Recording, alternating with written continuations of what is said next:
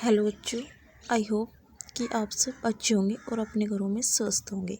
मैंने आपको 2 लेक्चर पढ़ा दिए हैं, जिसमें मैंने एक सेल यानी कि कोशिका और दूसरी जैव रासायनिक अभिक्रिया यानी कि बायोकेमिकल रिएक्शन, ये मैंने 2 लेक्चर में आपको पढ़ाई है। अब मैं आपको लेकर आई हूँ आपके लिए लेक्चर नंबर 3, जिसमें मैं आपको आगे के लक्षण के बारे में बताऊँगी। अगर आपको मेरी वीडियो अच्छी लग रही है तो लाइक करना और सब्सक्राइब करना, ताकि आने वाली नोटिफिकेशन आपके पास पहुंचती रहे। तो ठीक है, आगे का सेशन हम स्टार्ट करते हैं। तो मैं बात करती हूँ प्रजनन की, यानी कि रिप्रोडक्शन क्या होता है। प्रजनन यानी कि पर मैंने पुनः और जनन मैंने यानी कि दोबारा, यानी कि पुनः किसी चीज़ का दोबारा निर्माण होना। तो हम इसे क्या कहेंगे, प्रजनन यानी कि रिप्रोडक्शन, यानी कि प्रजनन रिप्रोडक्शन, जो किसी चीज़ यानी कि कोई जीव अपने जैसा अस्तित्व यानी कि अपनी पहचान बनाने के लिए प्रजनन करता है, तो उसे हम क्या कहेंगे, प्रजनन। यानी कि प्रजनन कुछ जीवों में होता है, लेकिन कुछ ऐसे जीव हैं जिनमें प्रजनन नहीं होता, यानी कि प्रजनन योग्यता वो नहीं दर्शाते। यानी कि प्रजनन हर एक जीव में होना आवश्यक है, ताकि उनकी संतति और पहचान बनी रहे, यानी कि उनका अस्तित्व और पहचान बना रहे। लेकिन सभी जीवों में जनन होना आवश्यक नहीं है।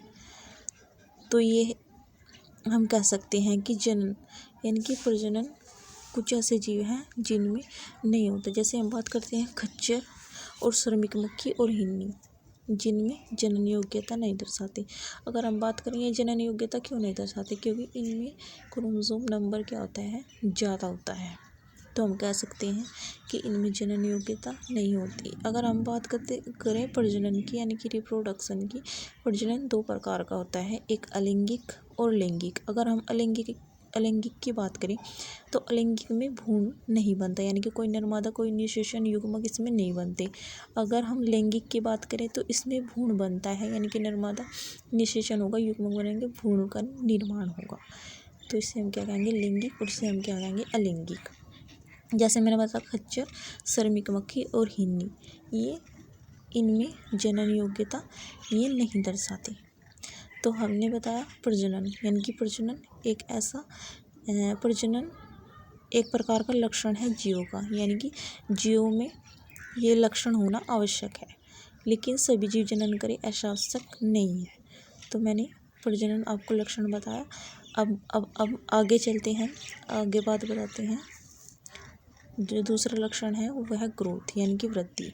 वृद्धि क्या है, एक प्रकार का सजीवों में सामान्य लक्षण है, क्या एक प्रकार का विशिष्ट लक्षण है। तो अगर हम वृद्धि यानी कि ग्रोथ की बात करें तो ये एक प्रकार का क्या है, सामान्य लक्षण है, जो जीवों में भी होगा और सजीवों में भी होगा। यानी कि अगर हम बात करें ग्रोथ की, तो ग्रोथ एक प्रकार का क्या है, यानी कि सेल के डिवीज़न होना और कोशिका के बाहर का बढ़ना, यानी कि शरीर के बाहर का बढ़ना, सेल डिवीज़न होना। सेल जैसे ही वृद्धि करेगी विभाजन होगा, विभाजन जैसे ही होगा तो क्या होगा, ग्रोथ होगी, ग्रोथ जैसे होगी तो शरीर का बाहर क्या होगा, बढ़ेगा। तो हम कह सकते हैं कि वृद्धि एक प्रकार का क्या है, सेल यानी कि कोशिका की संख्या में वृद्धि और कोशिका की संख्या का बढ़ना और शरीर के बाहर का बढ़ जाना। तो ये क्या है, एक प्रकार की वृद्धि है। अगर हम निर्जीवों की बात करें तो निर्जीवों में अगर हमें पता लगाना है कि वृद्धि हुई है या नहीं है, तो हमें बाहर से ही दिखाई देता है कि इसमें कुछ न कुछ बढ़ोतरी हुई है, यानी कि उसके शरीर के बाहर का ही हमें शरीर के बाहर से ही हमें पता चल जाएगा, यानी कि दिखाई देगा तो हमें बाहर से ही पता चल जाएगा इसमें क्या हुई, कुछ न कुछ बढ़त हुई है, कुछ न कुछ बढ़ोतरी हुई है, यानी कि शरीर के बाहर का बढ़ना। तो निर्जीव में हम कह सकते हैं अगर शरीर का बाहर बढ़ रहा है तो इसमें क्या हुई है, वृद्धि यानी कि ग्रोथ हुई है, सिर्फ निर्जीव में।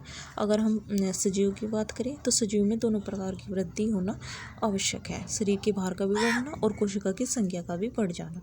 तो ये है सजीव में ग्रोथ होना।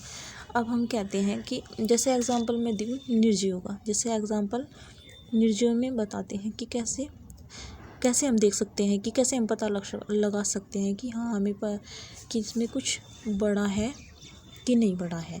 अगर हम बात करें जैसे पानी का गड्ढा है, पानी का गड्ढे में थोड़ा पानी भरा, यानी कि बारिश हुई, थोड़ा पानी भरा, उसके बाद कुछ समय पश्चात बारिश रुक गई, थोड़ी समय के बाद फिर बारिश हुई तो पानी का गड्ढा पूरा भर गया। तो उसमें क्या हुई, कुछ न कुछ बढ़त हुई, यानी कि हमें कुछ बाहर से ही दिखाई देने पर पता चल गया कि इसमें बढ़त हुई है, यानी कि ग्रोथ, यानी कि वृद्धि हुई है। अब बात करते हैं हम तीसरे लक्षण की, जिसका नाम है संवेदनशीलता तथा अनुकूलन। ये क्या है, एक प्रकार का विशिष्ट लक्षण है या सामान्य लक्षण है। तो अगर हम संवेदनशीलता तथा अनुकूलन की बात करें तो ये सजीव का एक प्रकार का विशिष्ट लक्षण है जो सभी सजीवों में होगा, यानी कि संवेदनशीलता और अनुकूलन अगर संवेदनशीलता और अनुकूलन सभी सजीवों में होगा तो ये एक प्रकार का क्या है, विशिष्ट लक्षण है। यानी कि संवेदना कोई अगर संवेदनशीलता यानी कि कुछ बाहरी परिवर्तन होना, यानी कि कुछ बाहर कुछ परिवर्तन होना या कुछ प्रतिक्रिया देना, तो हम कह सकते हैं अगर प्रतिक्रिया कुछ देना तो अनुकूलन होगा। अगर कुछ बाहर से हमने संवेदना को ग्रहण किया, यानी कि जैसे एग्जांपल के तौर पर मैं बताऊँ आपको, जैसे कुछ हमारे पाँव में कांटा चुभा या पेन चुभा, तो हम कह सकते हैं कि इसने संवेदना को क्या किया, ग्रहण किया, यानी कि कांटा चुभा तो हमारे शरीर ने क्या किया, शरीर को पता चला कि कुछ न कुछ परिवर्तन हुआ है।